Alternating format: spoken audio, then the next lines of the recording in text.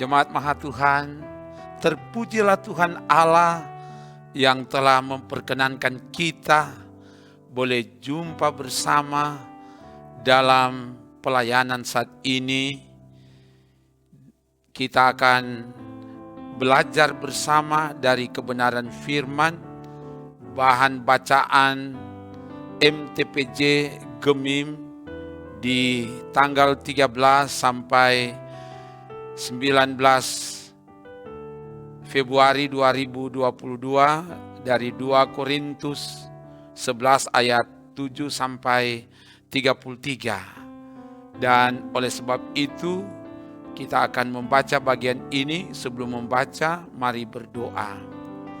Ya Bapa, kuduskanlah kami semua saat ini, dan terangilah hati pikiran kami dengan terang firman-Mu, supaya kami dapat hidup dari dan di dalam kebenaran firman-Mu. Makanya saat ini kami akan baca renungkan firman, biar roh Tuhan yang singkapkan kebenaran firman. Ke dalam kuasa-Mu ya Allah, Roh Kudus hamba serahkan. Dalam nama Tuhan Yesus. Haleluya. Amin. Bacaan dari 2 Korintus 11 ayat 7 sampai 33. Begini dikatakan, apakah aku berbuat salah jika aku merendahkan diri untuk meninggikan kamu, karena aku memberitakan Injil Allah kepada kamu dengan cuma-cuma? Jemaat-jemaat lain telah kurampok dengan menerima tunjangan dari mereka, supaya aku dapat melayani kamu. Ketika aku dalam kekurangan di tengah-tengah kamu, aku tidak menyusahkan seorang pun, sebab apa yang kurang padaku dicukupkan oleh saudara-saudara yang datang dari Makedonia. Dalam segala hal, aku menjaga diriku supaya jangan menjadi beban bagi kamu, dan aku akan tetap berbuat demikian. Demi kebenaran Kristus di dalam diriku, aku tegaskan bahwa kemegahanku itu tidak akan dirintangi oleh siapapun di daerah-daerah Akhaya. Mengapa tidak? Apakah karena aku tidak mengasihi kamu? Allah mengetahuinya. Tetapi apa yang kulakukan akan tetap kulakukan untuk mencegah mereka yang mencari kesempatan guna menyatakan bahwa mereka sama dengan kami dalam hal yang dapat dimegahkan. Sebab orang-orang itu adalah rasul-rasul palsu, pekerja-pekerja curang yang menyamar sebagai rasul-rasul Kristus. Hal itu tidak usah mengherankan, sebab iblis pun menyamar sebagai malaikat terang. Jadi, bukanlah suatu hal yang ganjil jika pelayan-pelayannya menyamar sebagai pelayan-pelayan kebenaran. Kesudahan mereka akan setimpal dengan perbuatan mereka. Kuulangi lagi, jangan hendaknya ada orang yang menganggap aku bodoh. Dan jika kamu juga menganggap demikian, terimalah aku sebagai orang bodoh, supaya aku pun boleh bermegah sedikit. Apa yang aku katakan, aku mengatakannya bukan sebagai seorang yang berkata menurut firman Tuhan, melainkan sebagai seorang bodoh yang berkeyakinan bahwa ia boleh bermegah. Karena banyak orang yang bermegah secara duniawi, aku mau bermegah juga. Sebab kamu suka sabar terhadap orang bodoh, karena kamu begitu bijaksana. Karena kamu sabar jika orang memperhambakan kamu, jika orang menghisap kamu, jika orang menguasai kamu, jika orang berlaku angkuh terhadap kamu, jika orang menampar kamu. Dengan sangat malu, aku harus mengakui bahwa dalam hal semacam itu kami terlalu lemah. Tetapi jika orang-orang lain berani membanggakan sesuatu, maka aku berkata dalam kebodohan, berani juga. Apakah mereka orang Ibrani? Aku juga orang Ibrani. Apakah mereka orang Israel? Aku juga orang Israel. Apakah mereka keturunan Abraham? Aku juga keturunan Abraham. Apakah mereka pelayan Kristus? Aku berkata seperti orang gila. Aku lebih lagi. Aku lebih banyak berjeri lelah, lebih sering di dalam penjara, didera di luar batas, kerap kali dalam bahaya maut. 5 kali aku disesa orang Yahudi, setiap kali 40 kurang 1 pukulan. 3 kali aku didera, 1 kali aku dilempari dengan batu, 3 kali mengalami karam kapal, sehari semalam aku terkatung-katung di tengah laut.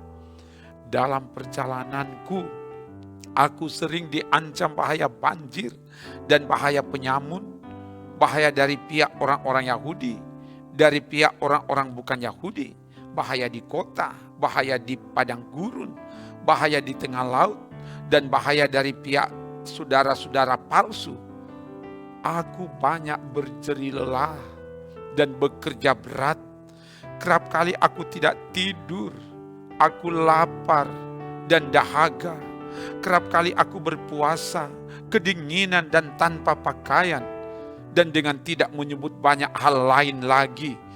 Urusanku sehari-hari yaitu untuk memelihara semua jemaat-jemaat. Jika ada orang merasa lemah, tidakkah aku turut merasa lemah? Jika ada orang tersandung, tidakkah hatiku hancur oleh duka cita? Jika aku harus bermegah, maka aku akan bermegah atas kelemahanku. Allah, yaitu Bapa dari Yesus Tuhan kita, yang terpuji sampai selama-lamanya, tahu bahwa aku tidak berdusta. Di Damsik, wali negeri Raja Aretas menyuruh mengawal kota orang-orang Damsik untuk menangkap aku. Tetapi dalam sebuah keranjang aku diturunkan dari sebuah tingkap keluar tembok kota, dan dengan demikian aku terluput dari tangannya. Demikian firman Tuhan. Jemaat Maha Tuhan, bagian firman mengkisahkan bahwa dalam pelayanan Rasul Paulus, rupanya ada orang-orang atau para rasul palsu yang menuduh Paulus memanfaatkan kerasulannya untuk kepentingan duniawi, untuk kepentingan pribadi, untuk memperkaya diri sendiri. Nanti dilihat di 2 Korintus 10 ayat 3. Dan hal ini mempengaruhi kehidupan umat Tuhan di Korintus, sehingga mereka meragukan kerasulan Paulus. Tuduhan ini dilakukan oleh rasul-rasul palsu supaya orang menilai dan menyatakan bahwa Rasul Paulus dan rasul-rasul palsu itu sama cara hidupnya. Nanti dilihat ayat 12. Padahal cara hidup Rasul Paulus dan rasul-rasul palsu itu sangat berbeda. Rasul palsu itu orientasinya untuk kepentingan diri sendiri. Mereka tidak jujur, pekerja-pekerja curang. Mereka menyamar sebagai rasul-rasul Kristus, menyamar sebagai malaikat terang, menyamar sebagai pelayan-pelayan kebenaran. Ayat 13 dan ayat 14 mencatat itu. Dan rupanya hal ini diterima dan disukai oleh umat. Umat diperhamba, dihisap, dikuasai, diperlakukan dengan kasar, ditampar. Ayat 19 dan 20. Mereka atau rasul-rasul palsu ini tidak melayani jemaat dengan tulus, tapi mereka melayani untuk mencari keuntungan diri sendiri. Para rasul palsu hidup dalam keangkuhan dan mereka bermegah atas diri mereka sendiri, bermegah secara duniawi. Ayat 18. Mereka membanggakan diri mereka sendiri dengan asal-usul mereka. Mereka orang Ibrani, orang Israel, keturunan Abraham. Nanti dilihat ayat 21-22 mencatat itu. Ini cara hidup yang ditampilkan oleh rasul-rasul palsu. Dan Paulus mengklarifikasi atas tuduhan terhadap kerasulannya, bahwa ia tidak sama dengan rasul-rasul palsu itu.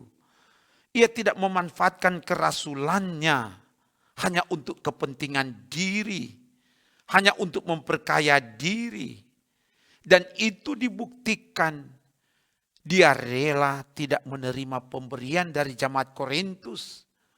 Dia memberitakan Injil Allah dengan cuma-cuma. Dia tidak mau menyusahkan seorang pun. Dia tidak mau menjadi beban. Dan bahkan ketika dia berada dalam kekurangan sekalipun, kekurangannya dicukupkan oleh saudara-saudara yang datang dari Makedonia. Dan dia berkomitmen dalam segala hal akan menjaga integritasnya, menjaga dirinya, tetap berbuat tidak menerima pemberian, tidak mau menyusahkan orang lain. Dan itu dilakukan demi kebenaran Kristus yang ada di dalam dia. Nanti dilihat ayat 7 sampai ayat 10 mencatat itu. Walau ada yang menganggap Rasul Paulus dia adalah orang bodoh karena dia tidak mau menerima pemberian dari jemaat Korintus. Kata bodoh dalam bahasa Yunani apron, artinya tanpa pikiran, bertindak tanpa dipikir atau direnungkan. Sebenarnya apa yang dilakukan oleh Rasul Paulus sebagai sikap imannya untuk menjawab apa yang dituduhkan kepadanya, sehingga dia boleh bermegah dari apa yang dilakukannya. Ayat 16-17 itu. Paulus bermegah bukan dari kelebihannya, tapi dari kelemahannya, supaya kuasa Kristus turun menaungi dia. Nanti dilihat di 2 Korintus 12 ayat 9 mencatat itu. Paulus membuktikan bahwa dia Rasul Kristus, pelayan Kristus yang sesungguhnya, yang tetap setia, tetap tulus melayani Tuhan, walau melewati berbagai tantangan, penderitaan. Dalam bacaan dikatakan, dia lebih banyak berjerih lelah, lebih sering dalam penjara, didera di luar batas, berada dalam bahaya maut, 5 kali disesak orang Yahudi, dilempari dengan batu, mengalami karam kapal, terkatung-katung di tengah laut, diancam bahaya banjir, bahaya penyamun, bahaya orang-orang Yahudi, bahaya dari orang-orang bukan Yahudi, bahaya di kota, di padang gurun, di tengah laut, bahaya dari rasul-rasul palsu. Dan dia juga tetap bekerja keras, tidak tidur, tidak makan, terkadang lapar dan haus. Dia harus berpuasa, dia mengalami kedinginan tanpa pakaian. Ayat 23 sampai 27.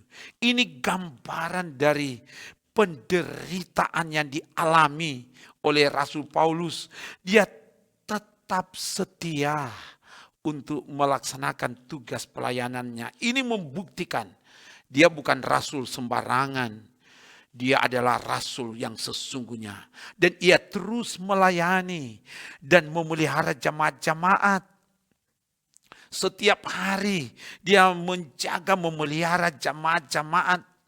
Ia turut merasakan apa yang dirasakan, apa yang dialami oleh jemaat. Jika ada yang merasa lemah, ia turut merasa lemah. Jika ada yang tersandung, hatinya hancur dan berduka cita. Ayat 28 dan 29. Bahkan di Damsik, orang-orang Damsik berupaya menangkap dia atas perintah wali negeri Raja Aretas. Tapi Tuhan menolong dan meluputkan dia. Ayat 32 dan 33. Di tengah tantangan penderitaan dan kelemahan, dia tetap bermegah di dalam Tuhan. Ayat 30. Dan dikatakan di 2 Korintus 12 ayat 10 katakan, karena itu aku senang dan rela di dalam kelemahan, di dalam siksaan, di dalam kesukaran, di dalam penganiayaan, dan kesesakan oleh karena Kristus. Sebab jika aku lemah, maka aku kuat. Ini luar biasa. Rasul Paulus sebagai Rasul Kristus yang sesungguhnya, di tengah penderitaan, di tengah penganiayaan, di tengah situasi yang sulit sekalipun, dia tetap senang. Malah tetap bermegah di tengah kelemahannya. Sebab dia yakin jika dia lemah, maka dia akan mendapatkan kekuatan baru dari Tuhan. Jemaat Maha Tuhan, belajar dari kebenaran firman ini. Kepada kita diajak untuk dapat membuktikan integritas dan komitmen pelayan Tuhan. Dan itu nampak dalam sikap hidup. Antara lain, sebagai pelayan Tuhan, sekalipun kita dituduh, difitnah, dijelekkan, dibully melalui media sosial yang akhir-akhir ini banyak dimanfaatkan oleh orang-orang yang tidak bertanggung jawab, seenaknya membuli seseorang karena ada kepentingan-kepentingan. Di tengah situasi ini kita diingatkan oleh firman, belajar dari firman Tuhan ini, supaya kita tetap kuat dan kita didorong untuk buktikan kebenaran itu. Membuktikan kebenaran bukan cuma dengan kata-kata, tapi melalui tindakan nyata. Dan hendaklah kita yakin kalau kita melakukan kebenaran, sekalipun kita difitnah, dibully, kebenaran itu selalu tampil sebagai pemenang. Kebenaran tidak perlu dibela, sebab kebenaran mampu membela dirinya sendiri dan dia akan tampil sebagai pemenang. Kita lihat saja. Selanjutnya, pelayan Tuhan hendaklah melayani dengan tulus dan setia, bukan untuk mencari kepentingan diri sendiri, tapi semata-mata untuk kepentingan Tuhan. Melayani Tuhan dengan sungguh, dan itu nyata melayani jemaat. Kita turut merasakan apa yang dirasakan oleh jemaat. Ini sebenarnya tanda-tanda dari pelayan Tuhan yang sesungguhnya. Dia rela berkorban demi jemaat. Sebab Yesus pernah katakan kepada Simon Petrus, dia bilang, Simon anak Yohanes, apakah engkau mengasihi aku? Sampai 3 kali Yesus bertanya, dan selalu Simon menjawab, benar Tuhan, aku mengasihi engkau. Dan Yesus katakan, wujud mengasihi Tuhan itu nyata. Dia menggembalakan kawanan domba Allah. Ketaatan kita ke Tuhan kiranya itu nyata. Kita melayani jemaat-jemaat, kita menjaga, memelihara jemaat-jemaat. Dan kiranya ini akan kita lakukan. Apalagi kita baru berada di bulan kedua di periode yang baru ini. Di tahun pertama 2022 ini. Kayaknya kita punya target untuk menjangkau jemaat Tuhan. Sebagai tanda kita mengasihi Tuhan. Selanjutnya, pelayan Tuhan hendaklah menjaga integritas supaya tidak jadi batu sandungan dan tetap berkomitmen untuk terus melayani Tuhan walau melewati berbagai tantangan dan penderitaan. Jangan pernah menyerah. Sebagaimana yang dilakukan oleh Paulus, banyak sekali penderitaan yang diungkapkan dalam bacaan kita tadi. Tapi dia tidak pernah menyerah. Dan kira ini memberi kekuatan kepada kita. Tantangan apapun yang kita alami di tengah kerja pelayanan. Bukan membuat kita jadi lemah, tapi membuat kita semakin jadi kuat. Jadikan tantangan sebagai batu pijak untuk terus melangkah dan bahkan berlari di tengah tantangan hidup ini. Dan yakinlah ada Tuhan yang akan menolong, memberi kemenangan kepada kita. Seperti ketika Paulus ada di Damsyik, dia berupaya ditangkap oleh Raja Aretas, tapi ada Tuhan yang menolong, memberi kemenangan.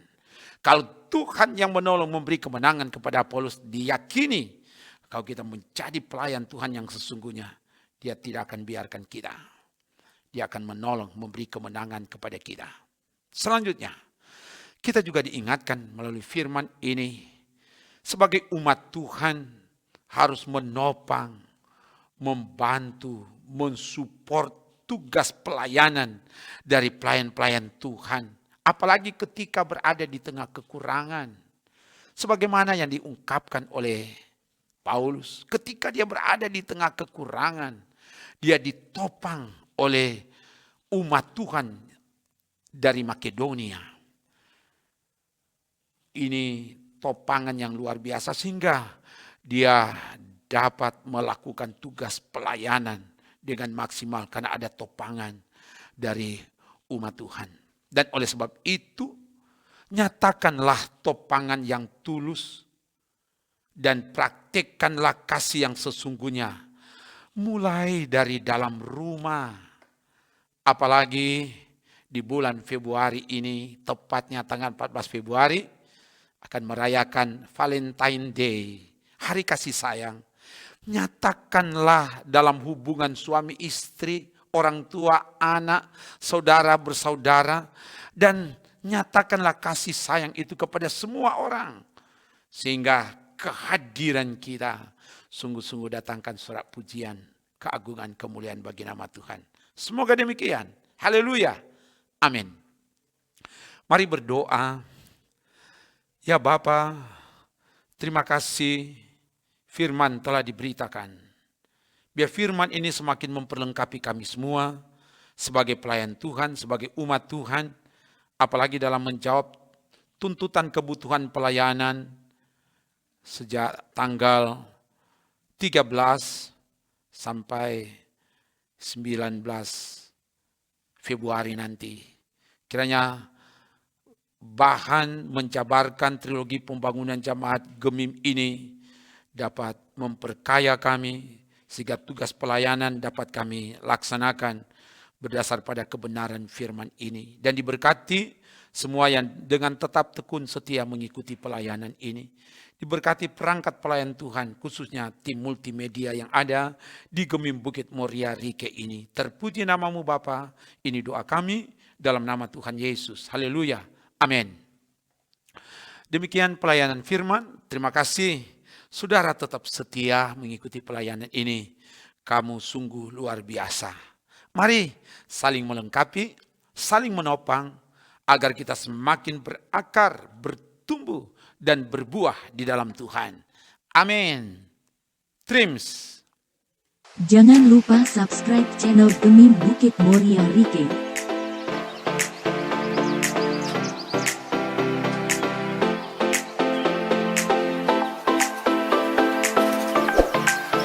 Dan nyalakan lonceng di samping kanan untuk memperoleh info terbaru mengenai ibadah-ibadah yang dilaksanakan. Salam sehat. Tuhan Yesus memberkati kita semua. Shalom.